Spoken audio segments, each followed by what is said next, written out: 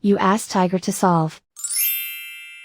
This deals with linear equations with one unknown. The final result is x equals 16. Let's solve it step by step. Group all constants on the right side of the equation. Add 2 to both sides. Simplify the arithmetic.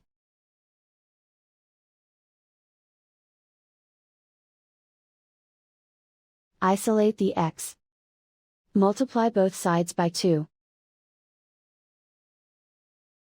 Group like terms. Multiply the coefficients. Simplify the fraction.